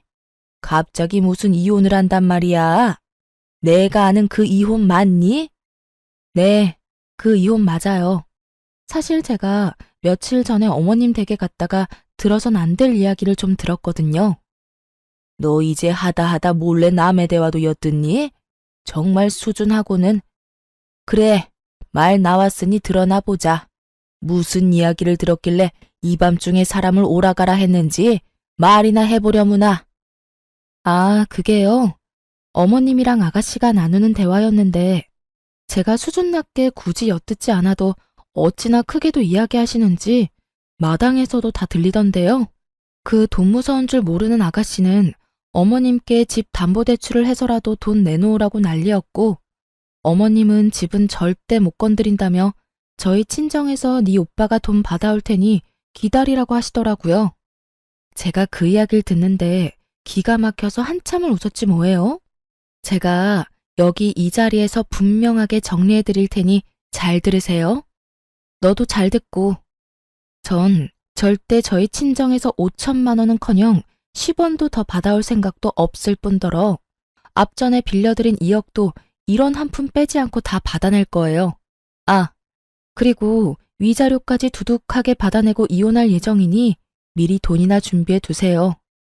어머님 집 담보대출 지금 받으시면 되시겠네요. 제 말에 어머님은 목덜미를 잡고 어버버하고 있었고 악에 바친 남편놈이 노발대발 화를 내며 소리를 지르더군요. 2억? 차용증도 없는 마당에 네가 무슨 수로 돈을 받아내겠다는 거야? 증거 있어? 내가 2억 빌렸다는 증거 있냐고. 이쯤 되니 정말 이 인간들은 제정신이 아닌 것 같더라고요. 그냥 염치가 없는 정도를 넘어 정신과 치료가 필요해 보이는 수준이었어요. 돈과 엮이면 전혀 다른 사람이 되는 사람들이 있다더니 제 가까운 곳에 그것도 지금까진 가족인 사람이 그런 사람이었다니. 참 놀랍기도 하고 무섭기도 하더라고요. 거의 이성이 마비된 듯한 남편의 모습에 제가 흠칫하는 사이 모든 대화를 듣고 있던 아빠가 위험을 감지하셨는지 안방 문을 거칠게 열고 나오셨어요. 아빠는 그 어느 때보다 화가 나 계셨고 아빠를 발견한 남편은 사색이 되어버리더군요. 그랬겠죠. 저희 아빠 직업 군인을 오래 하시다 사회로 나오셔서 건설 쪽에서도 오래 계셨거든요. 직급이 꽤 높았음에도 불구하고 현장을 워낙 좋아하셔서 현장에서 몸을 많이 쓰셨던 터라 몸이 아직 군인 시절 몸 그대로였어요. 거기에다 성격도 불같은 면이 있으신 걸 누구보다 남편도 잘 알고 있었으니 잘못 걸렸다 싶었을 거예요. 이러한 아빠의 성정을 모르는 어머님은 떨고 있는 남편 대신 목소리를 높이기 시작하더군요. 사돈도 계셨군요. 잘 됐네요. 사돈, 글쎄 이 꼴을 보세요. 배는 저만큼 불러서는 사돈 딸 하는 짓거리 좀 보시라고요. 이 시간에 어른을 오라가라 한 것도 기가 막히는데 돈 빌려준 유세도 모자라서 이혼까지 운운하네요. 제가 웬만하면 참아보려고 했는데 저딴 말도 안 되는 말을 말이라고 짓거리는데 도저히 못 참겠네요. 가만히 있지 마시고 얼른 저 물건 홍구멍 좀 내세요. 어머니 말을 가만히 듣고 있던 아빠는 저를 보며 혼을 내기 시작하더라고요. 그 꾸중이 어머님이 요구하는 꾸중과는 달라도 한참 달랐지만요. 너는 내가 그렇게 가르쳤어? 그래, 넌 혼 좀 나야 해. 아주 눈물 쏙 빠지게 혼내셔야 해요. 내가 몇 번이고 말하지 않았느냐. 이럴 땐 욕을 하거나 욕을 하기 힘든 상황이면 침이라도 뱉으라고. 내 그리 똑똑히 가르쳤거늘. 하여튼 너는 마음이 그리도 약해서는 딸아, 이럴 땐 어른 대접도 해줄 필요가 없단다. 어른이 어른다워야 어른 대접을 받을 자격이 생기는 거야. 이런 것들은 짐승만도 못한 것들이라 그냥 똑같이 대해주면 돼. 알겠어? 사돈, 지금 말 다 하셨어요? 아, 이제 보니 이 물건이 사돈을 똑 닮아 이렇게 앞뒤분간 못하고 말을 막 하는 거였네요. 그 어렵다는 사돈한테 뭐요? 짐승? 기가 막혀서 네 그냥 넘어가지 않을 겁니다. 사돈 딸, 내가 아주 피가 마를 때까지 괴롭혀 줄 거란 이 말이에요. 이혼 생각도 하지 마세요. 안 해주면 그만인 이혼 누구 좋으라고 이혼한답니까? 그 어렵다는 사돈 돈을 맡겨놓은 돈처럼 막 가져다 쓰려고 했던 분이 누구였는지 이 아줌마는 기억도 나지 않는 것 같더라고요. 뻔뻔한 어머님의 말을 듣고 있던 아빠는 도저히 참을 수가 없는지 참았던 화를 버럭 내셨어요. 그 입 못 다물어? 가당치도 않게 지금 어디서 큰 소리야? 그리고 감히 지금 내 앞에서 누굴 괴롭힌다고? 내 웬만해서 한땐 가족이었던 사람들이라 참으려고 했는데 모자간에 사이좋게 지금 당장 콩밥 먹게 해줘? 우리가 콩밥을 왜 먹어? 우리가 뭘 잘못했다고? 몰라서 묻나? 아, 이걸 아직 안 보여줬네. 그러니 그렇게 목소리가 크지. 우선 이거부터 보고 다시 이야기라는 것을 해볼까? 아빠는 손에 쥐고 계시던 차용증 원본을 내밀었어요. 그래요. 사실 아까 남편이 찢은 차용증은 복사본이었고 원본은 아빠가 가지고 계셨던 것이었어요. 차용증이 남아있음을 안 어머님은 얼굴이 사색이 되어 아무 말도 하지 못하더군요. 그런 어머님을 보며 아빠는 긴 숨을 내쉬며 흥분을 가라앉히고 그래도 최대한 예의를 갖추고 말하려고 노력하시더라고요. 내가 이런 날이 올 줄 알고 그랬던 건 아니었는데 혹시나 하는 마음에 바로 공증이라는 걸 받아놨어요.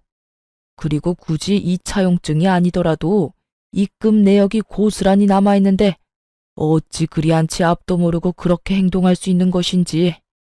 차용증을 자세히 읽어보긴 했는지 모르겠지만 사돈, 여기 이런 조항이 있습니다. 갑이 원할 시엔 이자까지 쳐서 무조건 일시불 상환을 한다.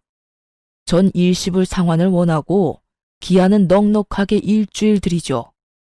들어보니 집 담보대출 가능하다고 하던데 서류만 잘 갖추면 하루만 해도 대출은 가능하니 제법 여유로우실 겁니다. 아빠의 단호한 태도에 남편과 어머님은 그제서야 무릎까지 꿇고 싹싹 빌기 시작하더군요. 닭똥 같은 눈물까지 흘리면서요. 아이고, 사돈, 이러는 법이 어디 있습니까? 갑자기 그 큰 돈을 어디서 구한다는 말입니까? 네, 장인어른, 그렇게 큰 돈 저희 집에선 나올 구멍이 없습니다. 제가 오죽하면 처가에 손을 벌렸겠습니까? 제발 한 번만 용서해 주십시오. 담보대출 받으라고 방금 말하지 않았나? 내 알아보니 그 집 담보로 대출 받으면 돈 갚고도 충분히 남아서 위자료 줄 돈도 되더군. 그러니 무조건 일주일 내로 갚아. 사돈, 그 집은 제 하나 남은 재산입니다. 제 노후 자금이라고요. 그 집까지 손대면 제 노후는 어떻게 한답니까? 그러지 말고 한 번만 더 도와주세요. 이제부턴 다달이 빠지지 않고 이 녀석이 갚아나갈 겁니다. 너 잘 갚을 수 있지? 맞습니다, 장인어른. 제가 돈이 급해서 정신이 잠시 나갔었나 봅니다. 이미 베풀어 주신 은혜가 큰데 그걸 잊고 이딴 짓이나 하다니. 저 정말 많이 반성하고 있습니다. 딱 한 번만 더 기회를 주시면 안 되겠습니까? 정 마음이 풀리지 않으신다면 손주 생각해서 한 번만 더 기회를 주십시오. 듣고 있기도 힘들었던 저는 이때껏 이 모든 상황을 녹음하고 있던 휴대전화를 보여주며 말했어요. 지금 와서 이래봤자 아무 소용이 없어. 지금까지 모든 상황 녹음 다 해놨거든? 이 녹음 파일도 변호사분 드릴 거니까 그런 줄 알고 미리미리 위자료 준비해놔. 여보, 제발 이러지 마. 당신마저 이러면 난 어떻게 해. 뱃속의 아기 생각해서라도 한 번만 다시 생각해봐. 응? 내가 앞으로 정말 잘할게.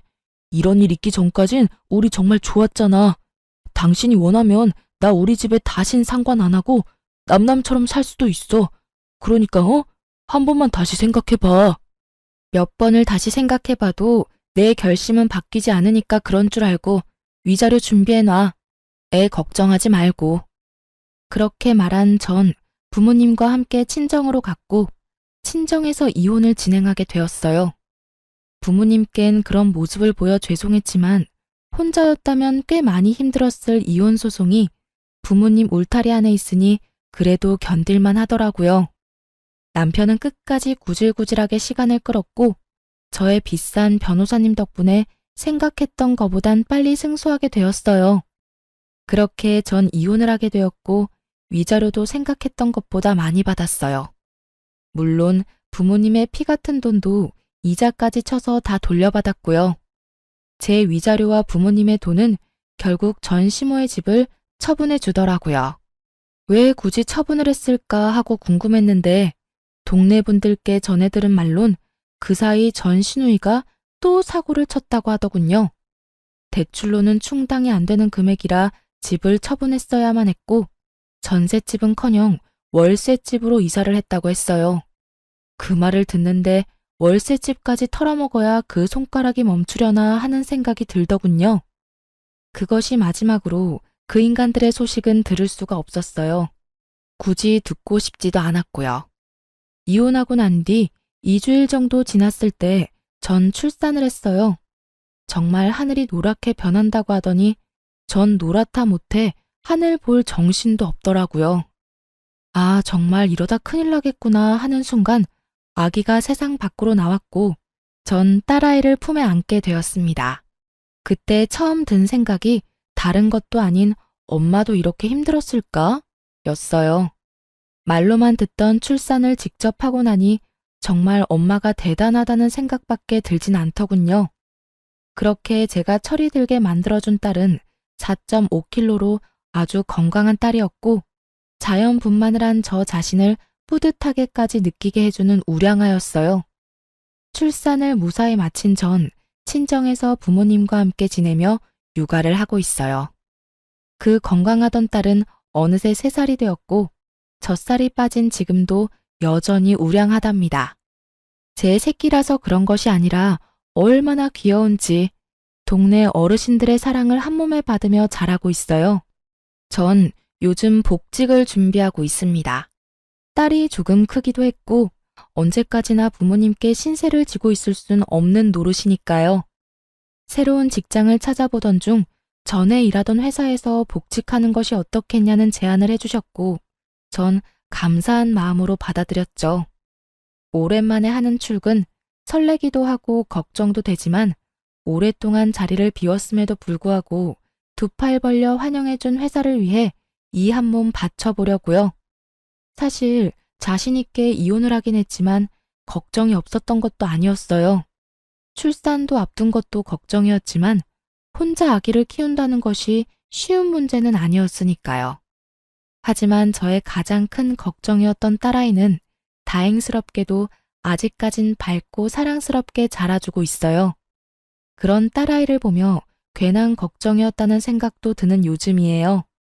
물론 저렇게 사랑스러운 아이가 조금 더 자라서 사춘기가 된다면 상황이 또 어떻게 달라질진 모르겠지만요. 하지만 전 자신이 있어요. 그 힘든 이혼도 해냈는데 그까짓 거 잘 헤쳐나갈 자신 있습니다. 이로써 길었던 제 사연도 끝입니다. 저의 긴 사연 들어주셔서 감사합니다, 여러분.